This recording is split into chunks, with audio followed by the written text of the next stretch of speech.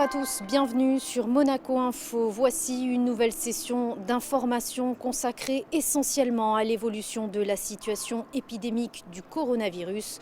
Pour débuter, une allocution de son Altesse Sérénissime, le Prince Albert II. Chers compatriotes, chers résidents, chers salariés de la Principauté, notre pays est confronté à l'une des pires crises sanitaires de son histoire. Bien avant que l'épidémie du Covid-19 n'atteigne l'Europe, mon gouvernement et les services de l'État s'y sont préparés. Ils ont pris les dispositions nécessaires pour y faire face. Après avoir pu ralentir efficacement sa propagation, l'épidémie, à l'instar de l'ensemble des pays européens, menace de progresser en Principauté. Nous entamons donc désormais une phase d'endiguement du virus comme les régions voisines. Nous sommes prêts. J'ai confiance en notre système de santé, en ses infrastructures, mais surtout en ces femmes et ces hommes qui exercent leur travail dans des conditions difficiles. Je veux leur rendre hommage. Je veux adresser mes plus vifs remerciements en mon nom et en celui de la population à l'ensemble des personnels privés et publics de la santé monégasque qui travaillent sans relâche et remplissent leur mission sous une pression constante et grandissante, un effort rendu possible grâce au soutien des personnels de la force publique et de la sûreté publique. Je tiens également à saluer l'implication totale de la mairie pour ses actions en faveur de nos aînés et de nos plus jeunes enfants. Les services communaux se sont mobilisés sans réserve dans leur mission de proximité. Je n'oublie pas l'engagement de la Croix-Rouge monégasque, de ses bénévoles et des entités associatives. Il est réconfortant de constater le réel élan de solidarité qui se manifeste spontanément. Je pense plus particulièrement aux propositions d'entraide publiées sur les réseaux sociaux. Nous constatons bien que ce moment est particulier. Il est essentiel de rappeler que le virus ne circule pas seul, ce sont les déplacements des personnes qui favorisent sa propagation. Aujourd'hui, l'accélération de la progression de cette épidémie impose de nouvelles dispositions, comme l'ont décidé de nombreux pays à travers le monde et plus particulièrement en Europe. J'ai donc décidé de nouvelles mesures à partir de ce soir minuit, mardi 17 mars, et ce jusqu'à nouvel ordre. Il s'agit de réduire au maximum les contacts sur le territoire de la Principauté de Monaco. Ces mesures sont nécessaires, indispensables pour lutter contre cette épidémie. Il n'y aura plus de déplacements professionnels non justifiés. Le télétravail est déjà appliqué largement par de nombreuses entreprises.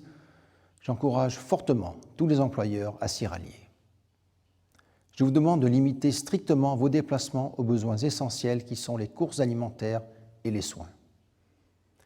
Il est important, dans le contexte actuel, de limiter les contacts au foyer familial. Je vous demande donc de reporter toute activité de groupe tant à l'intérieur qu'à l'extérieur. Je mesure bien la contrainte ainsi imposée car les liens familiaux et amicaux sont d'autant plus essentiels dans ces circonstances. Cependant, notre univers technologique offre de multiples moyens de communication. J'ai demandé à mon gouvernement de traiter la question spécifique des chantiers à l'aune de la conformité des règles sanitaires qui s'imposent. Des chantiers devront être arrêtés. Les services de l'État veilleront à l'application des mesures et restrictions prises. Je voudrais maintenant dire un mot sur les difficultés actuelles et à venir de notre économie. Je veux dire à tous les entrepreneurs, aux employeurs, aux salariés, que mon gouvernement sera à leur côté pour que l'impact économique soit le plus limité possible. Des mesures d'accompagnement et de soutien ont déjà été annoncées. D'autres sont en cours d'examen. Je demande au gouvernement de poursuivre le dialogue et la concertation avec les différents acteurs économiques. De même, des dispositions en faveur des salariés des secteurs publics et privés ont été mises en place afin que les effets pénalisants de cette crise soient minimisés. Certaines mesures nécessiteront le soutien du Conseil national et de ses élus, dont je sais pouvoir compter sur le sens des responsabilités. La sortie de cette crise sanitaire dépendra de notre capacité à respecter les mesures arrêtées. Je compte sur vous toutes et tous pour adopter une attitude responsable et des comportements solidaires. Chacun sait qu'il n'y a pas de pénurie de produits alimentaires à Monaco. Prendre soin de soi, c'est aussi prendre soin des autres. Je suis confiant en l'avenir. Je suis confiant en la solidité de nos infrastructures sanitaires. Je sais que mon pays peut s'appuyer sur son histoire, ses institutions et la solidité de son modèle économique et social. Mes chers compatriotes, chers résidents, chers salariés, notre pays a déjà, au cours de son passé, dû affronter de grandes difficultés. Il les a toujours surmontées grâce à un esprit de solidarité et d'entraide au sein de notre communauté. Ce n'est qu'ensemble et unis que nous arriverons à vaincre cette épreuve qui, dans notre histoire récente, n'a pas d'équivalent. Deo Iuvante, viva Monaco. Et le Conseil national a donné une conférence de presse ce lundi afin de s'exprimer sur la situation actuelle. Émilie Rousseau était sur place. Une conférence à huis clos retransmise sur les réseaux sociaux. L'instant est unique compte tenu de la situation. Le Conseil national a tenu à respecter les recommandations sanitaires pour faire exprimer sa voix. Stéphane Valéry et plusieurs élus ont tour à tour exposé un certain nombre de mesures nécessaires qui leur semblent judicieuses pour faire face à cette crise majeure. Le président a notamment demandé la tenue d'une session extraordinaire qui pourrait avoir lieu, selon lui, jeudi. Toutes ces mesures vont avoir un impact important sur les finances publiques, sur le budget de l'État, et que nous sommes là dans nos prérogatives institutionnelles. La loi de budget va forcément être modifiée de manière importante. Des ouvertures de crédits importantes sont nécessaires pour accompagner les actifs, les salariés, les travailleurs indépendants, les fonctionnaires, pour accompagner les commerces, les professions libérales, toutes les entreprises du pays qui en auront besoin. Nous avons demandé des aides qui soient données par anticipation, quitte à vérifier bien évidemment tout après, mais il faut que d'ici la fin de ce mois, quand les salaires seront à payer, quand les charges seront à payer, que les loyers seront à payer, il faut que l'argent public soit disponible immédiatement. Nous avons aussi bien évidemment demandé la suspension immédiate des loyers commerciaux de tous les commerces fermés pour le bien public et pour protéger la population. Parmi les mesures exposées, le soutien aux entreprises, la transparence sur le calendrier éducatif et notamment le déroulement des épreuves et des examens, ou encore l'arrêt des chantiers à Monaco. Nous avons demandé ce soir, par exemple, le télétravail obligatoire dès demain pour tous les postes qui sont susceptibles de télétravailler, pas sur la volonté seulement et à la demande de l'employeur ou avec l'accord du salarié, mais tout poste qui peut être télétravaillé doit l'être pour limiter au maximum les déplacements. Nous avons demandé la gratuité des parkings publics, la mise en parking comme pour les épreuves sportives du quai Albert Ier, de la digue, des surfaces autour de la digue pour que chacun vienne en voiture individuelle. Oui, c'est très exceptionnel, mais il faut des mesures exceptionnelles dans cette situation exceptionnelle. Il faut arrêter les chantiers immédiatement. Donc nous devons aussi prendre des mesures par anticipation et pas forcément toujours après le pays voisin. Le président du Conseil national a appelé au sens civique de chacun et a réagi face à l'afflux massif de personnes dans les supermarchés. Brigitte Boccon-Pagès a d'ailleurs demandé des horaires aménagés dans les magasins alimentaires pour les personnes vulnérables, comme cela a pu se faire dans certaines villes en France.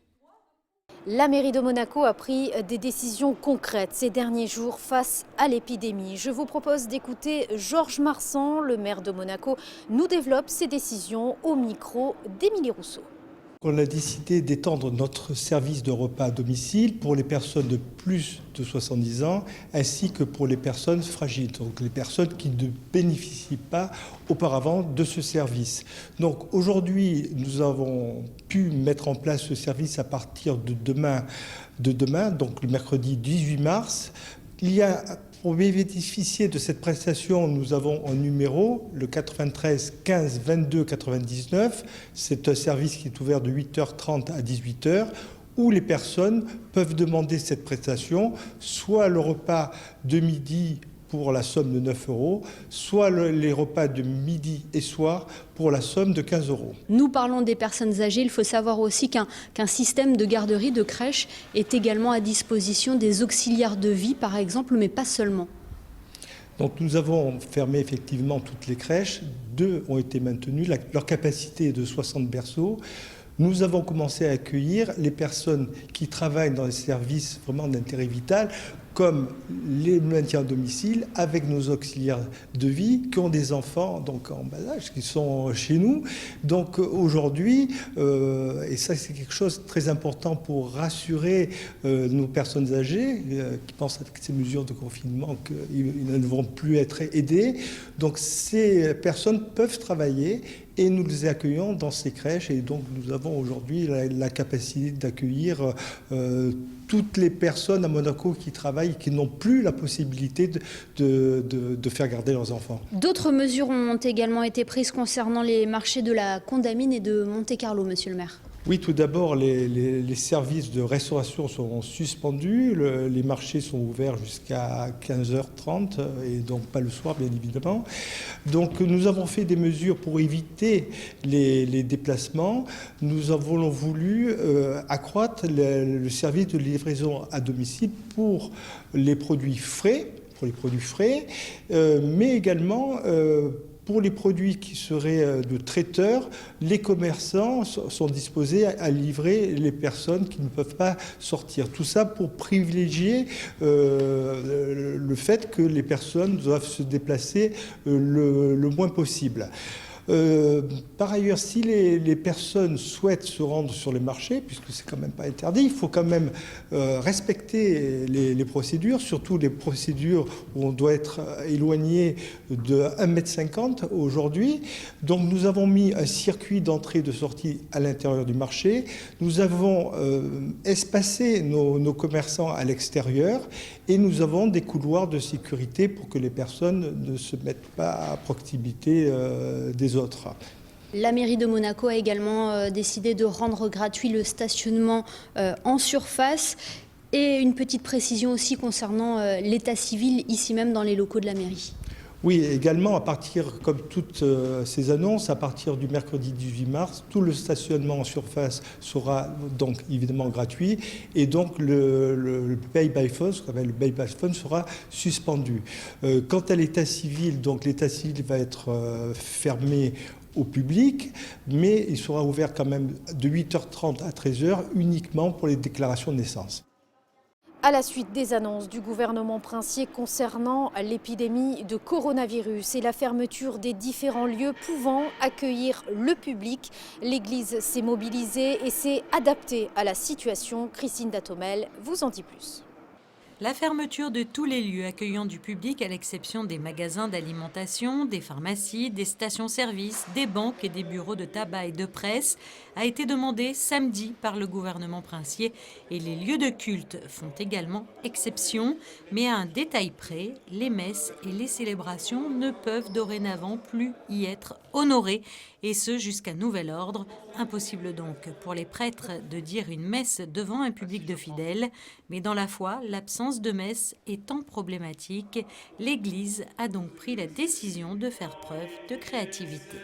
Les églises aujourd'hui ne peuvent pas avoir de rassemblement, ne peuvent pas célébrer les messes ou les offices en public. On a la chance de pouvoir encore avoir les églises ouvertes pour la prière individuelle. Les gens peuvent venir un par un avec évidemment la distanciation sociale nécessaire pour pouvoir venir prier dans l'église. Du coup, le diocèse de Monaco, et sous l'impulsion de son nouvel archevêque, Monseigneur David, répond aussi à cette demande par des moyens électroniques, par travers les réseaux sociaux, à travers notre site internet, où on propose tous les matins à 9h en direct de la cathédrale les laudes chantées par les séminaristes et ce matin exceptionnellement, donc pour retrouver tout ça sur les réseaux sociaux évidemment, ce matin aussi par notre archevêque qui était présent. Et on proposera tous les soirs à 18h une messe, la messe du jour, qui sera enregistrée à chaque fois dans une église ou une chapelle différente du diocèse, de manière à pouvoir avoir le maximum de personnes qui s'associent et n'oublier personne évidemment dans notre diocèse et permettre aux gens de pouvoir s'unir dans la prière en ces temps particuliers. Et si les rassemblements sont interdits, les églises cependant, vous l'aurez compris, laissent leurs portes ouvertes pour permettre aux fidèles de venir prier tout en évitant les contacts. Les membres du Monaco Collectif Humanitaire se sont réunis pour leur traditionnelle réunion annuelle. L'occasion de dresser un bilan 2019 avec plusieurs avancées majeures depuis la création du collectif. Un reportage d'Émilie Rousseau. Le Monaco Collectif Humanitaire est une chaîne de solidarité destinée à offrir une seconde vie à des enfants issus de pays en développement dont les pathologies ne peuvent pas être traitées dans leur pays d'origine. Créée en 2008 à l'occasion des 50 ans de Son Altesse Sérénissime le Prince Albert II, elle regroupe 16 associations monégasques et 3 ONG françaises. Depuis la création du collectif, 418 enfants ont pu être opérés. C'est une très belle histoire qui n'était pas vouée à cet avenir finalement au départ, mais c'est aussi l'histoire d'une belle chaîne de solidarité entre des pays, entre des correspondants sur place, entre des médecins, entre des associations, entre tout un grand nombre de bénévoles qui se sont donné la main pour permettre ces opérations. Je pense à Rencontre africaine, la Croix-Rouge, je pense au centre de soins qui ici accueille les enfants pour les opérer. En 2019, le Monaco Collectif Humanitaire a également financé des opérations au Mali, en partenariat avec la chaîne de l'Espoir. Des interventions possibles grâce à la construction d'une salle de cathétérisme qui a été inaugurée dernièrement à Bamako. Le centre Festoc permet ainsi aux enfants de se faire opérer dans leur pays par un personnel soignant formé, tout en restant auprès de leur famille. Il n'y avait aucune structure public, en tout cas au Mali. Il y a une structure privée qui fonctionne avec des missions de temps en temps, mais là c'est donc à l'hôpital Mère-Enfant du Luxembourg où il y a cette structure qui va être opérationnelle. Donc maintenant, prise en charge des patients, exploration, et surtout ça va éviter d'envoyer à l'étranger des patients pour exploration. Car envoyer un patient à l'étranger, c'est le coût du transport, le coût de la procédure. Souvent, il y a des accompagnants qui y sont. Donc, pour le quart du prix ou le 5e du prix, localement, c'est très rentable. Ainsi, 10 enfants ont pu être opérés au Mali en 2019 grâce au Monaco Collectif Humanitaire. Des actes qui se poursuivront en 2020 puisque 40 000 € ont été alloués pour financer l'opération de nouveaux enfants en Afrique. Vous venez à présent de découvrir l'essentiel de votre actualité monégasque. Passons aux prévisions météo pour ces prochains jours. La journée de mercredi sera particulièrement ensoleillée avec des températures allant de 10 à 15 degrés. Jeudi, une journée encore agréable même si quelques nuages voileront le ciel. Vendredi, toujours pas de pluie au programme mais le temps sera plus couvert que la veille. Samedi, quelques passages nuageux sont prévus mais la journée sera en partie ensoleillée. Enfin, dimanche, une belle journée avec un pic de température à 15 degrés dans l'après-midi. Cette édition spéciale est à présent terminée. Sachez que vous pourrez retrouver une toute nouvelle émission intitulée Monaco face au Covid-19 dès ce mercredi à 19h. Une émission préparée par les équipes de Monaco Info. Merci de nous avoir suivis.